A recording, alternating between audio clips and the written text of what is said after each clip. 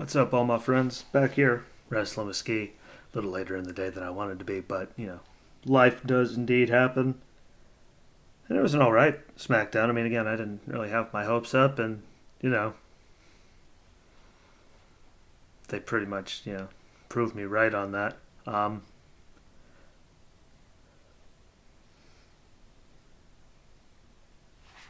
that face right there about sums it up. I mean, they have Sasha just getting ragdolled against Nia, which, again, shocker.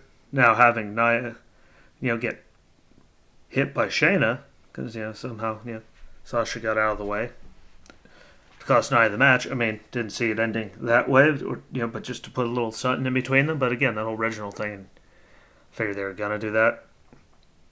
But I mean, and Bianca did come down to help her. I mean, I can't take that away. She did come down and help her and be at her side. And Shayna was there. But I mean, what was the point? Like, it really didn't. I mean, they put a little split between them, but what's the point of giving them the split unless they're actually going to beat them?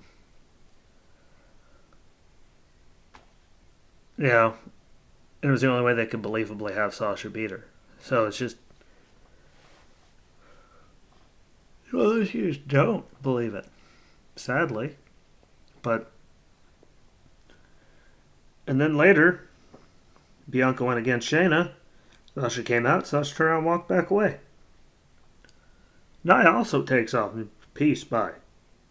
And when Nia takes off, in that match, again, like, they just have everyone saying screw it before they go into the match on Sunday, enter Tamina and Natty from behind, and they lay waste. Shayna goes over to the announce table, and Bianca gets beat down in the ring. So if they're pushing, yelling Bianca, and then that happens, so I just, don't know what they're going to do with all that.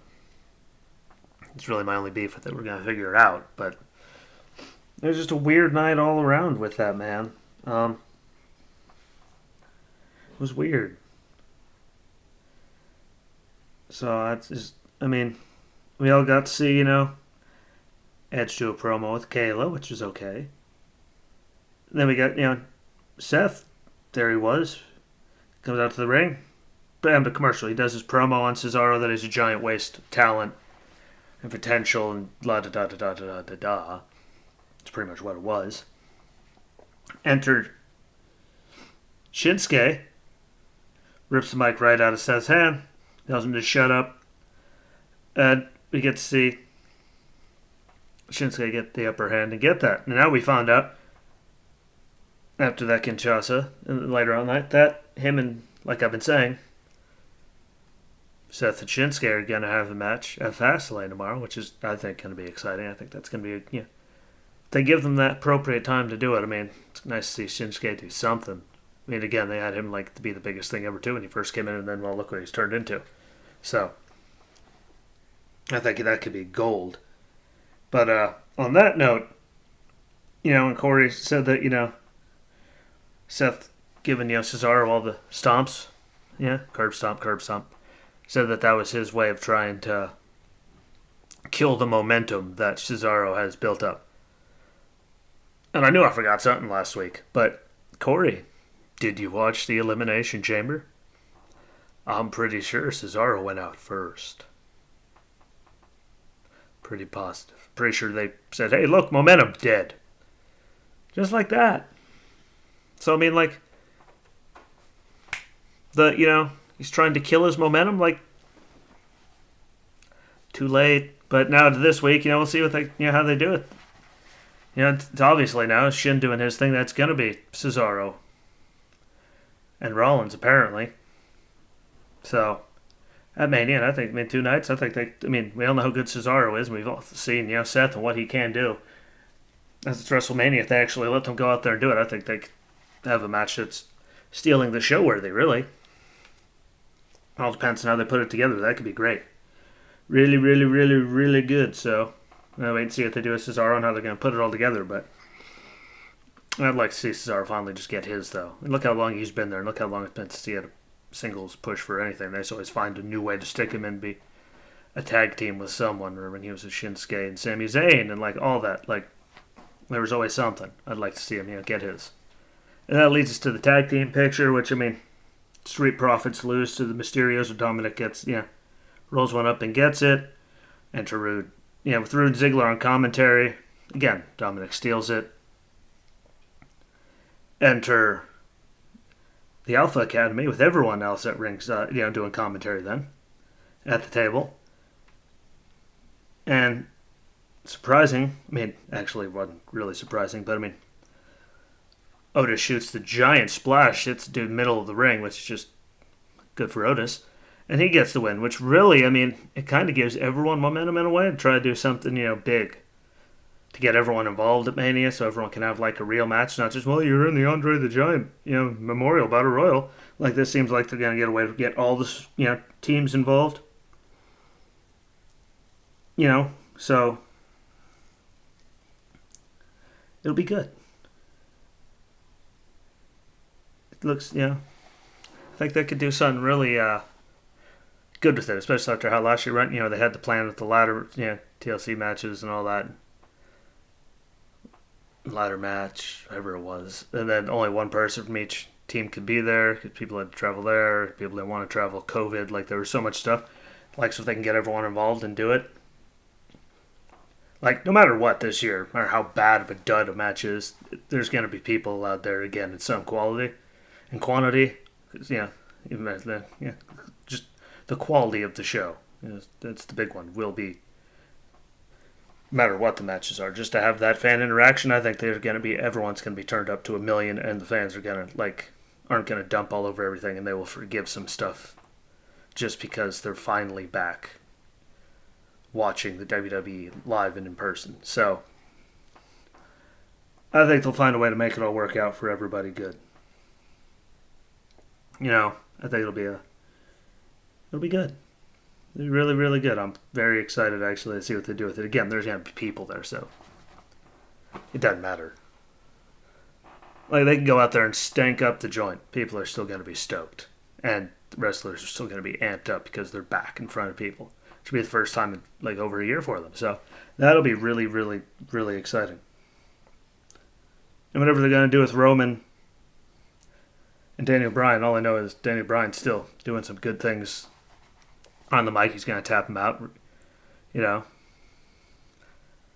even mentioned killing him at one point, but he's either going to tap him out or he's getting the title come hell or high water if it's his last Mania. So, we got to see how that works out. And I think I heard a rumor that he's going into the Hall of Fame. I don't know. So that means he's really done. But him, I think, I'll find a way between Edge and Roman Daniel to have, everything work out. Jey Uso involved this week. Tomorrow night, that it's going to work out and be a thing. They're going to find a way to get everyone involved. Just like I'm pretty sure Sami and KO are going to go at it at Mania. We all know what they could do together, and you have that kind of chemistry together. Go back and watch what they did with each other in the ring at NXT. They tore the house down with their matches, so that'll be a great one. And that came after Corbin beats Zayn, Sami complains, KO tells him that he's nuts and there's nothing sketchy going on. Halloumi kick, blindside, and the second he turned his head in the angle, maybe he's going to come and kick him. So we all know they're going to lead up to that, which I think, again, they could tear the house down. So to have people there for the first time in a while, that'll be a perfect combination to have those two guys together. We've seen them, against each other. We've seen them teaming up with each other. And they work very, very well together. So I think that'll be a really, really good one. I'm looking forward. I'm sure they're going to try to do something this weekend. We'll see if they're going to do something tomorrow. But I think those two at Mania, I think that's pretty much set in stone. We know we're going to see it. And I'm horrifically okay with that. I think it'll be a good one for everybody involved. Which, then brings us to the last part of the night. Which, Edge won. Saw it coming, Yeah. But what do I got to say about the main event besides, obviously let's get to the Edge kicked out of the splash, gets a pound boing spear, picks up the win. And then he turned around, boom. Roman gets him. Jey Uso attacks Daniel Bryan from behind. Yeah, then gets thrown in the ring and Roman spears him. Regardless, I mean, we all knew that was going to end that way. Like, I knew it was going to end that way. It's what they do before all these things. Good guys aren't going to go out on top going into the pay-per-view. Just how often does that happen? Stone Cold's been gone, or like Cena's thing. Like, but the way they're having Roman going as the guy, it's like with Triple H was a bad guy. Everyone else is a bad guy. The bad guy's going to, get the good. But can we move on to the bigger problem? Is what the hell are they doing with Edge? He had that match, like all these matches we see him do in every single match, they make him look like a broken down, jankety old man that cannot go. Like, we all know that it's an act that if he can't go, because if he really couldn't go and was all and feeble and dead like that all the time, that he wouldn't be in the ring. They wouldn't put him in the ring. He wouldn't be in the ring. Like, so we stop just doing every match where he looks like he's dead and it's like some great comeback. Like, look, he got it by the skin of his teeth because he has grit. Yeah, he has grit. He came back. We get it. Does he have to look that, like, just broken down and old and out of it, like, every single time? Like, because we all know he can go, like, the best of them. Like, we let him be the Edge that we all know he can be and stop doing that he's old and hurt and beaten down. Like, he's back. He wouldn't, like, if he couldn't go, he would not be back. We've all seen the training stuff, like, on the WWE 24. We've seen it all. We've seen what he could do. Like, can we just let him do that? Stop playing the old feeble thing? Like, they make him do that all the time. Drew and, like, Finn with their jaws, like it was forever ago. It still bugs him a little, but, do we have to, like, focus every match on that? Like, maybe it's just me. It just gets burnt out and repetitive, doing it the same thing over and over and over again. Just grinds my gears. But with that being said, I will be on tomorrow for a change, for any listening to this now, for my predictions, I guess. It'll be a sort of pre-show for the pay-per-view. First time I ever got to do one. First time I'm ever even trying, so I'd say set your DVRs, but that's not the case. Just set your notifications on.